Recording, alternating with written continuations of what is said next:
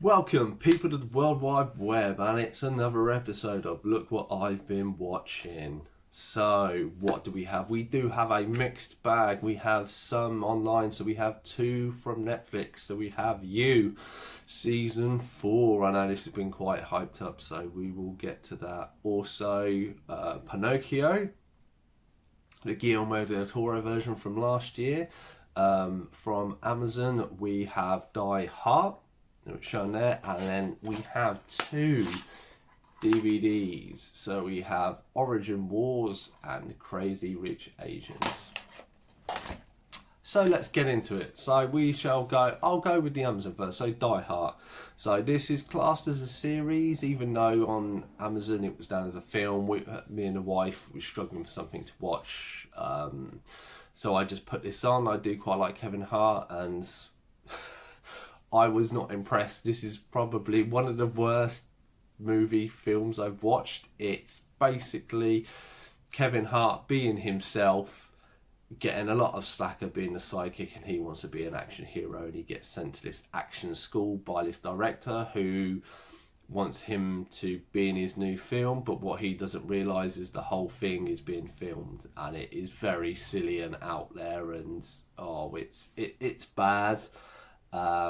I mean, I've watched this once and I would not watch this again. If I was rating it on my scale, I would rate it as a 4. Which, if you watch a channel, it's the first thing I've ever rated below a 5, and 5 is always it's worth a watch. And this is unless you massively love Kevin Hart and you watch the trailer and then please feel free. But I would advise against this. Is so bad. I mean, the only thing it has going for it is there are a few action scenes with some cool stunts.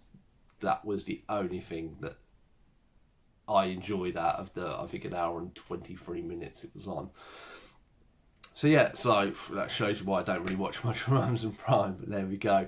Okay, so we're smoothly moving along. So number 2, so we've got Pinocchio. So this is the Guillermo del Toro version. I don't need to explain people out there. I'm sure everyone knows Pinocchio. I mean, we've had a few films about Pinocchio this past year. This is stop motion. Quite a few famous people did the voice acting. Christopher Waltz, Ewan McGregor. And honestly, I didn't really enjoy it. I mean, the last kind of major stop motion I watched was Kibo. And I absolutely loved that. Maybe I had low expectations, didn't expect it was brilliant. The animation is really good. It is done really well. There are really good, like the Christopher Waltz character. His cane is like a wolf, and you can see they put kind of features of that in himself. He's got a big nose and like hair that sweeps up here to kind of represent the ears, and there are little bits like that I thought was really good. I've not gone into all the behind the scenes stuff, which I probably will do. I normally, when I watch these films, I normally love to go and watch the stop motion stuff, but this one I haven't. I don't know, it just, maybe it was the last one and maybe I'm a bit fed up. It was very different. It does have a little bit of Guillermo del Toro's kind of trademarks in there, and I mean, I've liked Hellboy and stuff like that. I've liked Pan's Labyrinth and everything. So it's not that it wasn't how it was done. It was just, for me, yeah, I'd probably rate it a 5. Definitely worth a watch. I said maybe I was just in the wrong frame of mind. I did watch that after watching Die Hard, so maybe that was another thing. But yeah, so there's those two done. So the third one, so we get to season 4 of You. Right, I'm going to keep this as spoiler free as possible. And if you read reviews, everyone's in the same camp. I was very much, we got to season 3, ended. I'm like, I don't know how they can go forward. They dropped it in 2 halves, but me and the wife, we watched it all last week. We watched the first half a few days before the second half dropped, so it was quite convenient. We didn't really get any interruptions, so that helped. And we really liked it. It was a little slow paced at first, and then the second half brings in a very good twist, and it actually revitalizes front. You can see where they're going. I think it has another series in it, and the characters have changed a little bit. And I say, and it was very interesting from kind of it's always been American, now we get to see British, and it's kind of the only way as Essex, and you see bits like that, and they're like, why do people portray British people like this? But it's because of TVs and stuff like that. But yeah, it's Penn Badgley does really well. He is very much kind of the modern day Dexter, so to speak. If you've seen any of them, he goes around and kill people, but he seems all quite nice. But yeah, very good, very good story. I say, definitely worth a watch. I would highly rate it. I say it has rejuvenized the series, I think, a little bit, and built enough for probably one more series to finish Joe's story off. But yeah, I won't go into any more than that. So that's all the online stuff. So we'll get to the ones. So first one is Origin Wars.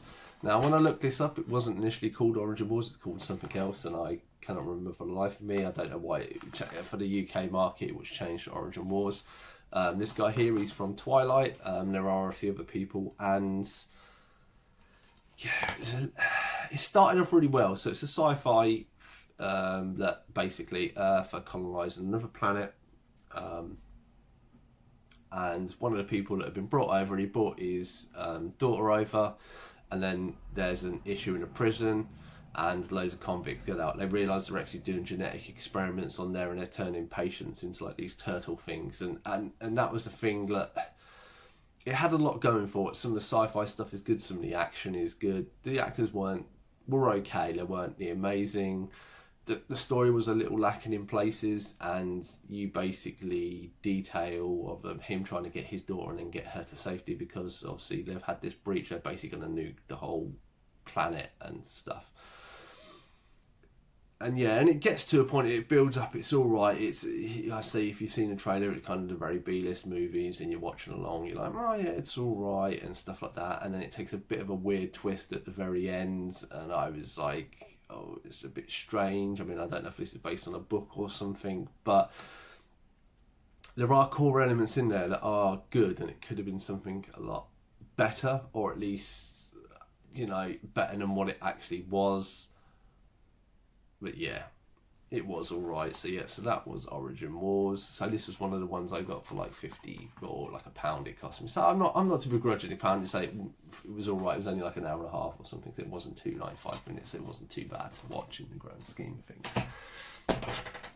And the last one, I watched this last night, Crazy Rich Asians. So I'd heard stuff about this. People quite raved about it. It's a few years old. It's based on a book.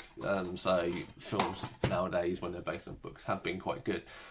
And yeah, I must admit, I really liked it. You don't see that many big high-class rom-coms now, and even like at the very bottom it says like rom-com of the decade. And to be honest, I don't think that's too far from the truth even.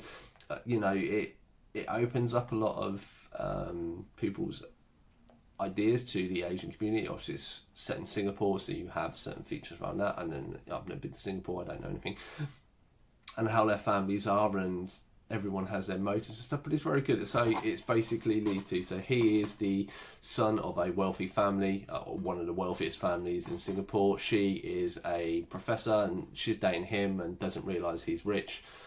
His best friend's getting married in Singapore, so they go to Singapore, and then she discovers of how rich his family is, and then it's always the much of she's kind of poor, he's rich, the differences and everything that's going on. If there's like a famous Asian actor, Awkwafina, she's in it. I can't remember who, the woman who just won the Oscar for Best Female thing. She is the mum, Michelle Yeoh. So yeah, there's loads of little actors scattered in here and there and everywhere. I think Shang-Chi from the Marvel, he's in there. But yeah, I mean, the main guy, I do really like him. He was obviously in The Gentleman and stuff, and in the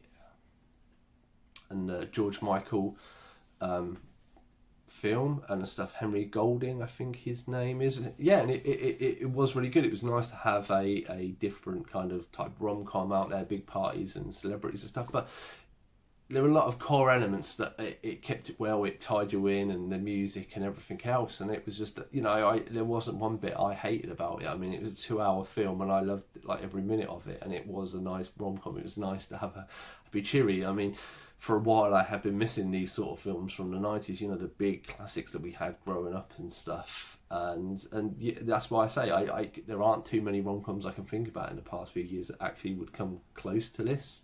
So, I mean, to end the video, yeah, I would definitely recommend. I mean, if you like rom-coms and you haven't seen this, go give it a watch. I think it was only £1.50 in CX. It wasn't like it was a lot of money anyway.